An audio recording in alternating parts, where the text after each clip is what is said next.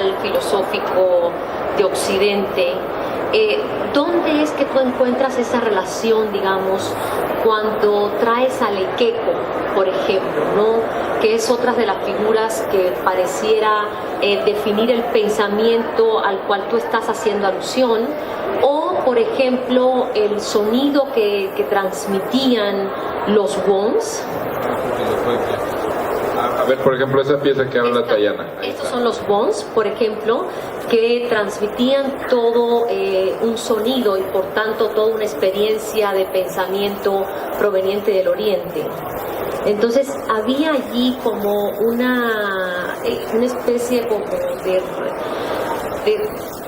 de cohesión, ¿no?, entre lo que yo llamaría principios sociales, fundacionales de nuestras culturas, que te llevan a ti a toda esta disertación sobre el uso de las drogas, ¿no?, hoy en día. Sí. Bueno, eso, por ejemplo, la exposición era realmente como una serie de esculturas que además muchas de ellas el sonido era un elemento muy importante. Entonces el sonido y también no solamente el sonido, sino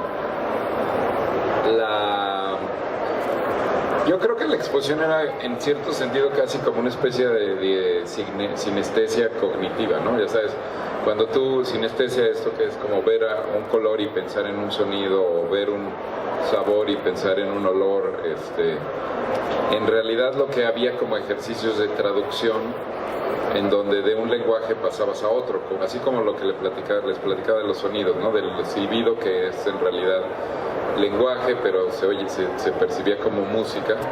Teníamos también, por ejemplo, esta pieza que era una torre de unos gongs balineses que que ahí la conexión con México era a través de Miguel Covarrubias, que Miguel Covarrubias pues no solamente era un gran caricaturista y pintor, sino que además era un gran antropólogo, y Covarrubias pues también era como que un gran explorador en términos de que conectaba con culturas muy dispares, ¿no? O sea, era especialista en el jazz del Nueva York de los años 50 y al mismo tiempo en la danza balinesa y el istmo de Oaxaca y todas las culturas del Pacífico. Entonces esta increíble cultura de Covarrubias, que se interesaba simultáneamente por ejemplo, los mitos cosmogónicos, la danza, la arqueología, etcétera, pues estaba reflejada en esta pieza que era una torre, y estos gongs, el sonido del gong es como un sonido que de alguna forma también se le asocia a la iluminación, ¿no? Tú estás en una meditación y tienes este sonido, y el sonido del gong pues de alguna forma te anuncia como pues como el Satori, o estas ideas de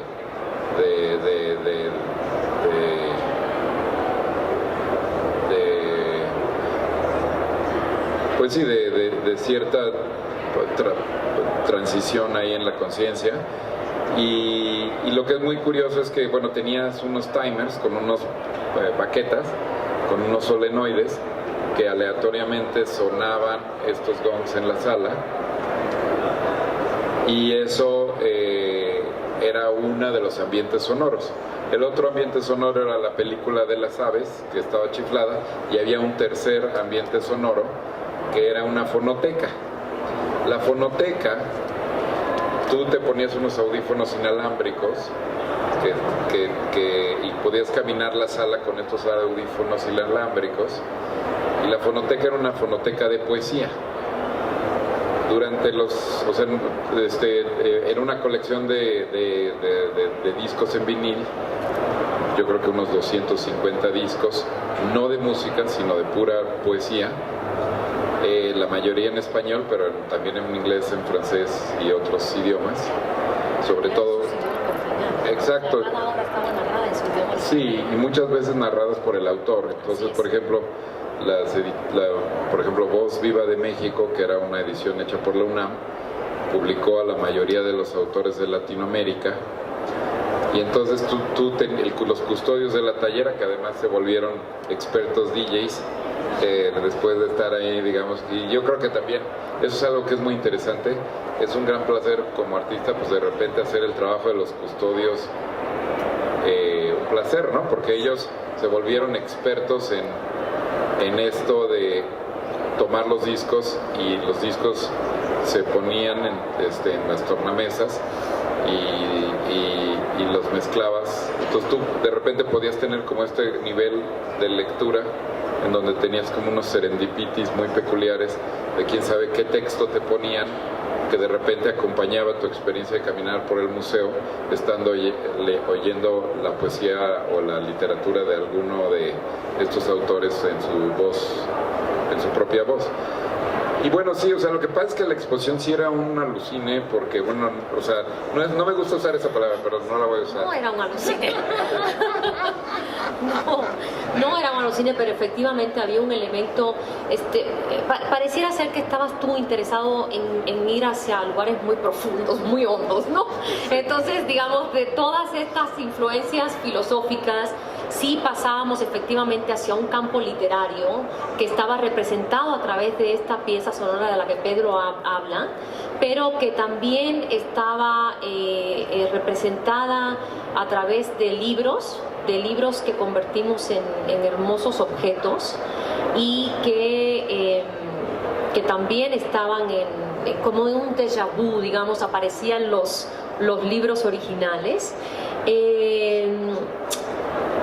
Y digamos, de ese momento podríamos pensar, Pedro, que había un tercer momento también muy profundo, que era este momento psicológico, ¿no? Dentro de la exhibición habían algunas piezas que te permitían enfrentarte a ti mismo en este diálogo en el que te obligabas a, digamos, a repensarse uno en relación a todos estos discursos, y en algún momento llegabas y te ubicabas en relación a ti mismo. Tal vez sería bueno hablar de este tercer momento, en el punching bag, por ejemplo, en las máscaras que generaste, donde se cruza el elemento antropológico en este objeto encontrado. A ver, es que sí, estoy viendo que en realidad yo pensaba que las fotos iban a estar como girando, pero más bien, por ejemplo, bueno, esta es la pieza de la que habla Tayana, no sé si se ve algo en la pantalla. Bueno, por ejemplo, esa pieza es como un muñeco de esos que les pegas, pero tiene como una cara que es como un espejo. Entonces, eso es tal vez Esos son los libros. Los libros. Por ejemplo, es la película esta que hicimos en Huautla. Y ciertamente lo que hay como una constante que bien dice Tayana es que hubo ciertas como cuestiones de psicología, o sea, tenía el nivel de la psicología, el nivel de la etnografía, el nivel de la literatura y el nivel del sonido, y luego el otro nivel como de las drogas. O los enteógenos sería la palabra más apropiada, ¿no? Porque digamos el enteógeno como el concepto de el enteógeno con su raíz, que es entusiasmo, generador de entusiasmo, o que se le asocia más con el uso de ciertas sustancias con fines rituales o con fines de crecimiento espiritual, si lo quieren uno buscar así.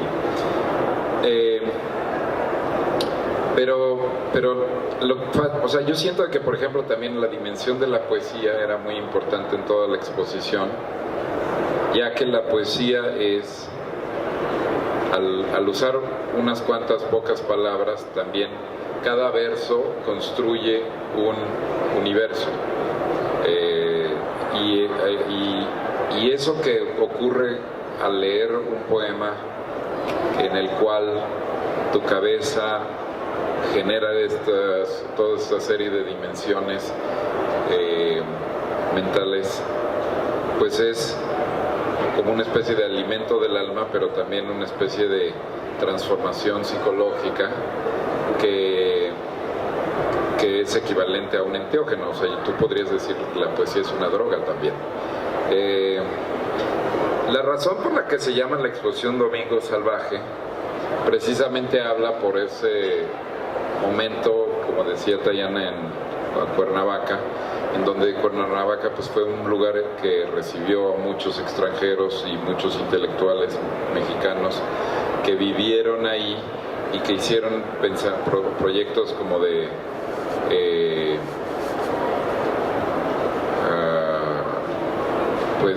por ejemplo, como el SIDOC que fundó Iván Illich, o como digamos que otra serie de Le Mercier, por ejemplo, con el psicoanálisis, en fin, digamos que experimentos que involucraban la dimensión social, la dimensión artística y la dimensión psicológica.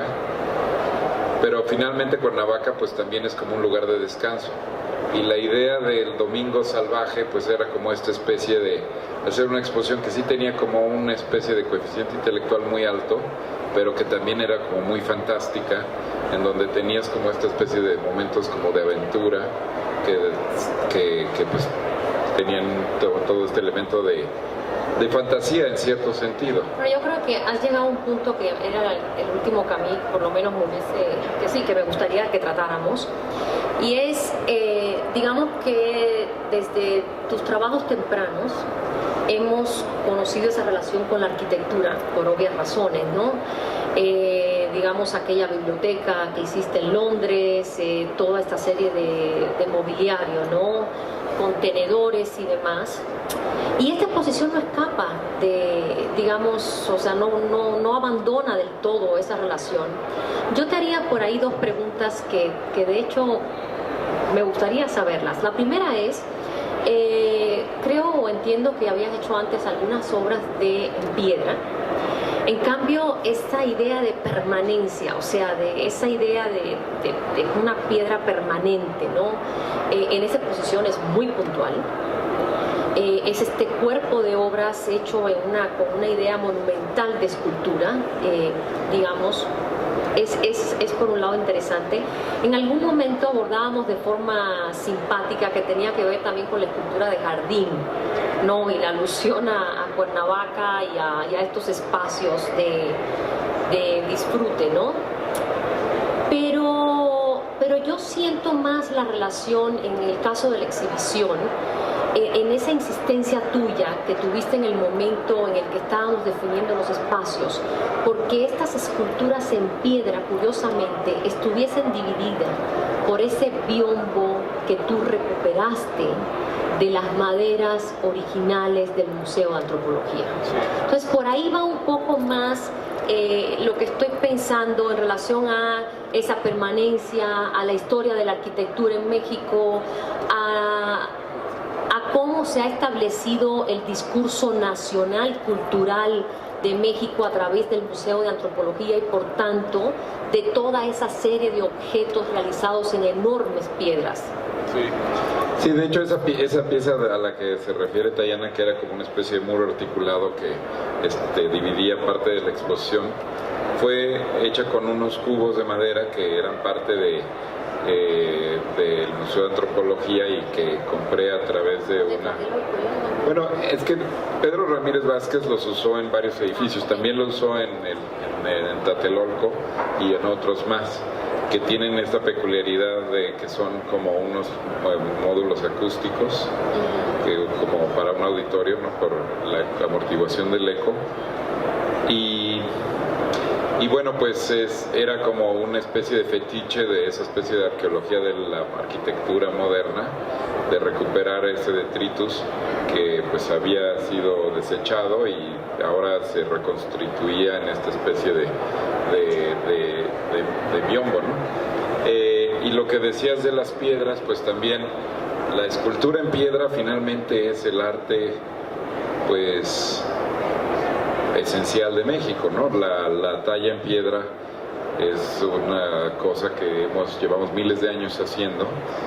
A mí siempre me ha impresionado mucho cómo uno puede ver, por ejemplo, el calendario azteca o el Tlaloc o la Coatlicue, etcétera, pensando en que en México pues no había fierro, ¿no? O sea, sin cinceles, realmente el hecho de que se hayan hecho esas tallas monumentales a pura fricción de piedra contra piedra hace aún más admirable pues esos logros. Pero bueno, o sea, pues y sobre todo la piedra volcánica es algo que también tiene toda esta dimensión del cuerpo en donde los metates y los molcajetes, pues la textura de la piedra hacía que finalmente todo el alimento de México, que es el maíz, pues se pudiera desgranar a través de la especificidad de la piedra volcánica, cosa que no puedes trabajar, no puedes desgranar una mazorca en una piedra arenisca, ¿no? Tiene que ser una piedra volcánica. Y son como que esa dimensión de que el alimento está conectado a la piedra, pues no sé, a mí se me hace muy alucinante, ¿no? Que realmente tengas como esa especie de que no solamente somos hombres de maíz, sino que también somos hombres de piedra, en esa simbiosis de los implementos con los alimentos. Y yo creo que lo que es muy interesante es que la escultura en México, hay como una gran historia que apenas se está recuperando de la escultura de la primera mitad del siglo XX, que pues hay enormes escultores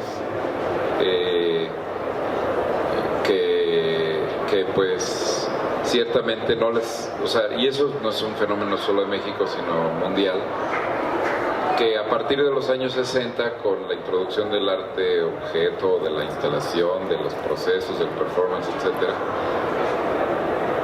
de la misma, o sea, la escultura, los atributos de la escultura, los atributos de la composición, de lo formal, etcétera, de la abstracción y la figuración, se empiezan a relegar, ¿no?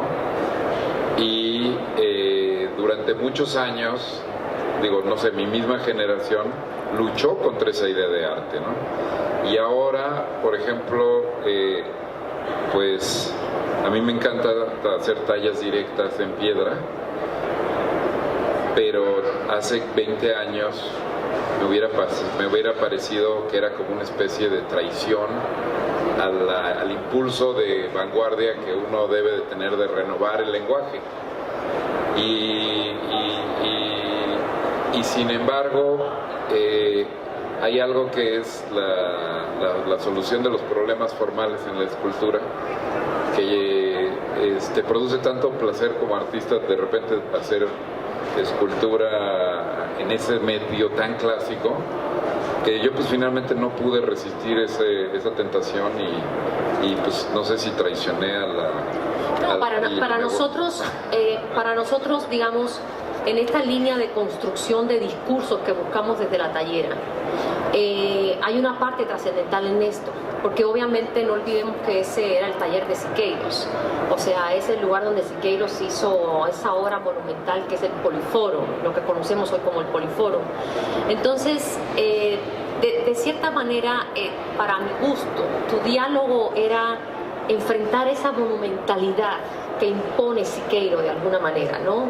Entonces, pero también era posicionarte críticamente con todas estas figuras en piedra, monumentales, como decía, permanentes, ¿no? Son indestructibles, frente a dos momentos del nacionalismo, de la construcción nacionalista de México, ¿no?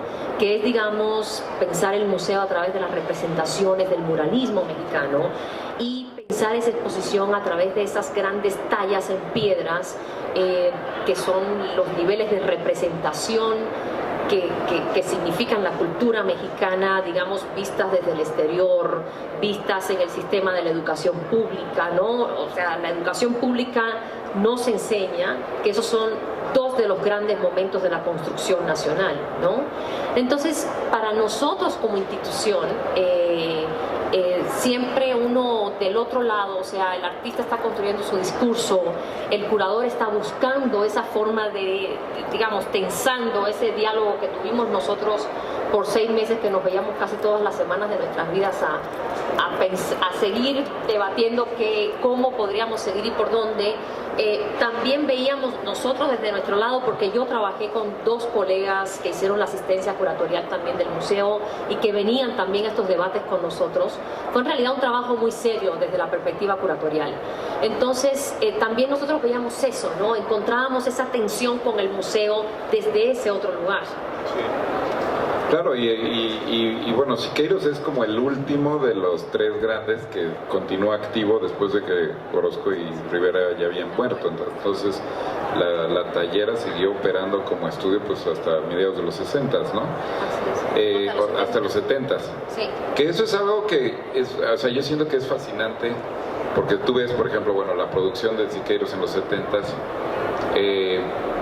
O sea, él es seminal en cuanto a los experimentos. O sea, lo que es fascinante de Siqueiros es que, pues habiendo tenido toda esa experiencia militar luchando en la Revolución y en la Guerra Civil Española, tú lees sus escritos y realmente él habla de la superficie de pintura como un campo de batalla. Entonces dice, tenemos que tener explosiones, pintura, pistolas de aire, pistolas de pintura, pistolas de esto, bombas pictóricas, y piensa siempre en términos militares la pintura. Es fascinante, pero no solamente eso, sino que inclusive la combinación de la técnica, la artillería pictórica, ¿no?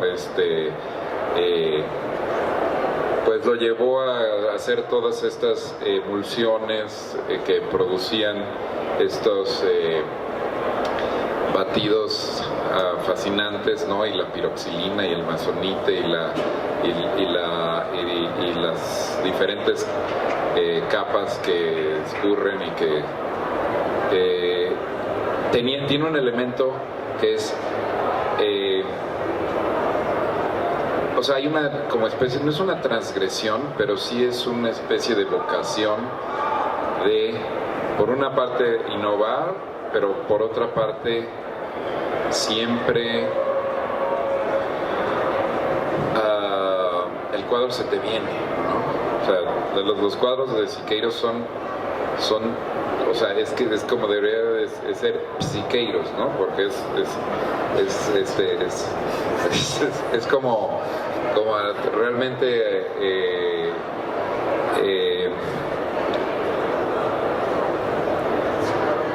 bueno, ustedes les digo, estoy haciendo una rey, ustedes ya conocen bien la obra, pero y además, bueno, la alucina de que la tallera femenino sea esa gran matriz que paría esa obra que tenía que ser el mural más grande de México, ¿no? Del mundo. Entonces, esa ambición desmedida que él tenía, megalomaníaca, ¿no? Yo creo que es de lo que estás hablando, de la megalomanía, que además ya en los 70s pues era ya anacrónica, porque es el momento heroico de la pintura había pasado. Algo pasó muy interesante en México, que la primera mitad del siglo XX el gran arte es la pintura, y pues con la llegada de Geritz y las otras esculturas monumentales que empiezan a ocurrir, por ejemplo, pues en el 68 la Ruta de la Amistad o las torres de satélite, etcétera, el gran arte se empieza a volver la escultura, que yo siento que pues también en cierta forma mucha de la producción de los artistas actualmente tal vez es más destacada en términos de escultura, eso es debatible, ¿no? Pero finalmente, y esto lo hablaba por ejemplo con Teodoro González de León antes de que muriera, le digo, ¿qué opinas de la integración plástica?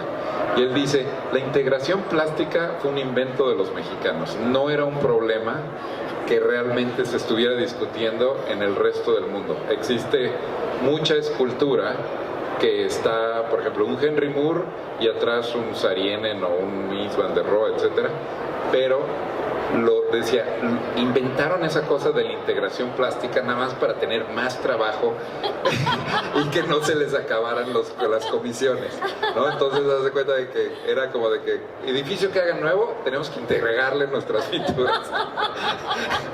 Pero era como que él, según Teodoro decía, no, eso era como que una cosa que... Qué cabecita la de Teodoro, qué perversidad. Sí. Pero bueno, no sé, es una cosa que es interesante, o sea, analizar si realmente ocurría en otros lugares con la misma fuerza que ocurrió en México este impulso de integrar el arte a los edificios, porque no es lo mismo tener una escultura autónoma que pues ya el extremo sí que iría, ¿no?, de la escultopintura. Claro. Y la poliangularidad y, o sea, todas esas... Bueno, también son los años de inventar términos, ¿no? Y de definirlo todo, de que todo cupiese en un ángulo de las cosas, supuestamente. Pero bueno, también hay otro elemento ahora que te escuchaba hablar dentro de la muestra que también apuntaba hacia allá. Y, o sea, si tú le hubieses quitado a esa exposición el techo de la tallera, la exposición era un espacio público, prácticamente. O sea, es una exposición sin paredes, no había absolutamente un elemento divisorio. Todo, o por ejemplo, la pared a la que yo hacía referencia era una obra, o sea, era un objeto como tal. No había un elemento divisorio dentro de la muestra, y tú insististe mucho en el tema. Ese fue un tema, digamos, que debatimos bastante en algún momento. Así es que, habían algunas piezas, como eran obviamente todas estas esculturas, que hubiesen funcionado perfectamente bien en el espacio público. Sí, yo creo que en general era como un cuarto de juguetes, pero como mentales, ¿no? O sea, como una especie de... no había o sea, había un programa, pero el programa era como que había tantos niveles de programa que se volvía, que sí, pues que era un poco tal, no sé si era críptica pero amable, ¿no? En el sentido de que te invitaba a jugar con esos diferentes objetos. O tal vez yo pensaría que cuando nosotros comenzamos nuestro proceso de trabajo, comenzamos pensando en nuestro congreso. Ah, sí. En aquel congreso que tú querías hacer sobre el uso de psicotrópicos y de la farmacología en México. Por aquellos días nos ganó la iniciativa cívica en el debate nacional sobre la cannabis. Y recuerdo que el proyecto inicial era sumamente ambicioso. Y es muy curioso que nosotros nos desplazamos hacia otra producción exactamente igual de ambiciosa, pero era más en un nivel de construcción de objetos que permitiera contar una historia. Y digamos que yo creo que al final sentíamos que teníamos que desbordar algo, ¿no? Había algo en desde el primer momento que comenzamos a trabajar juntos, que queríamos como desbordar, ¿no? Como que transgredir la institución de alguna manera. Y no por un tema de crítica institucional, ni mucho menos. No tenía nada que ver con eso, sino tiene que ver como cuando tú tienes una postura frente a las cosas y esa postura termina por ser una construcción, digamos, de niveles de representación de objetos, de esculturas, de videos. Creo que el tiempo fue el que finalizó esa exposición. Si no, hubiésemos seguido construyendo nuevos niveles de representación. Sí, es que cuando empezamos a trabajar queríamos hacer una especie de paraestatal o de una especie de instituto público, aunque fuera ficticio, pero crear una especie de imaginar cómo sería una dependencia de gobierno que se dedicara a hacer una transición de la legalización de todas las sustancias, ¿no? Entonces empezamos a leer muchísimo sobre la historia de del narcotráfico en México y de cómo, por ejemplo, la producción de heroína estaba vinculada con Ayotzinapa y la ruta que va de Iguala a Chicago, y encontramos también historias muy interesantes sobre, por ejemplo, experimentos que habían ocurrido en los años 60, en donde, por ejemplo, en 1963 y 1964, Timothy Leary y otros hippies vienen a México y fundan una cosa que se llama... Dentro de la exposición, a través de uno de los objetos que sí lo tienes aquí, pero tal vez sería bueno... Se llamaba ¿cómo se llama? El IF. ¿Cómo se llama? Que se llama International Federation for Internal Freedom. Y entonces era una idea de, pues, esta especie de que estaba de moda eso de la exploración del espacio exterior, pero también ellos querían hacer la exploración del espacio interior, y entonces hacían unos retiros en donde consumían cantidades industriales de ácido lisérgico y se ponían a hacer como todo un programa con el libro tibetano de los muertos y no sé qué alucines. Y entonces, pero pues estuvo operando como en Zihuatanejo, en un hotel, y entonces llevaban a gringos y ahí se ponían y estaban todos viajando y bueno, o sea, empezamos a encontrar como estos diferentes capítulos de la farmacología en México. Y también hablábamos del lugar donde se llevó a cabo la película, sí, como uno de los espacios donde se van a experimentar con hongos. Y también pensábamos que en este congreso tenían que haber especialistas en todos estos procesos que hablaran y contaran esas historias. Sí. Entonces, es ese momento donde un arte, o sea, una propuesta accionista se convirtió en una propuesta completamente de niveles de representaciones artísticas. Es que eso y entonces te convertiste en un esclavo en vez de que tú me esclavizaras a mí haciendo un congreso. Es que ese fue el problema. O sea, ese es un típico problema que ocurre muchas veces cuando uno trata de hacer algo que es arte con cierto impacto social. Que, por ejemplo, de repente tú quieres hacer algo que te gustaría que existiera en el mundo, y entonces, si quieres que realmente tenga un impacto y que sea serio, hay un momento en donde esa objetividad del problema hace que el coeficiente artístico se evapore, ¿no? Entonces, nosotros queríamos tomar todas las sustancias, las legales y las ilegales, pero sobre todo las ilegales, y decir cuáles son las políticas públicas que se necesitan para legalizar todas las drogas, ¿no? O sea, por ejemplo, legalizar la heroína sería una cosa muy interesante, porque Estados Unidos pues tiene 2 millones de adictos a los opiáceos, y la razón por la que invaden Afganistán y todo eso es porque mucho de la goma de opio que se cultiva en Afganistán pues la traen de ahí, etcétera, y Turquía y otros países son grandes productores de opio que te venden a los Estados Unidos, a las farmacéuticas. Y legalizar no significa que la pudieras comprar en cualquier parte, pero sí, por ejemplo, podríamos surtir a los junkies de nuestros vecinos, porque son junkies, ¿no? O sea, Oxycontin y todas esas cosas que consumen, pues, o sea, ya una vez que te haces adicto a los opiáceos, ya, entonces tenemos ahí un mercado que podríamos surtir, ¿no?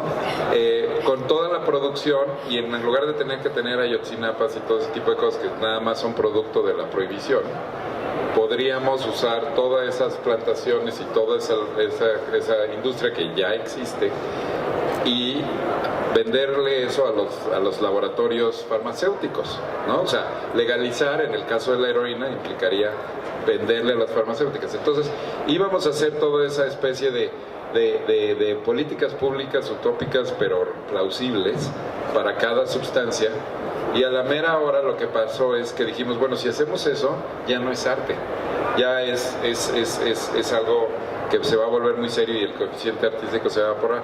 Entonces quedó como que en el sustrato de la exposición, pero terminó siendo una cosa muy subjetiva. Sí, y es algo de lo que no podemos dejar de hablar cada vez que nos sentamos nosotros. Pero bueno, el tiempo se acabó. Me están haciendo señas. No sé si alguien tiene alguna pregunta del público, rapidito, porque me están haciendo señas de que nos comimos el tiempo y más allá.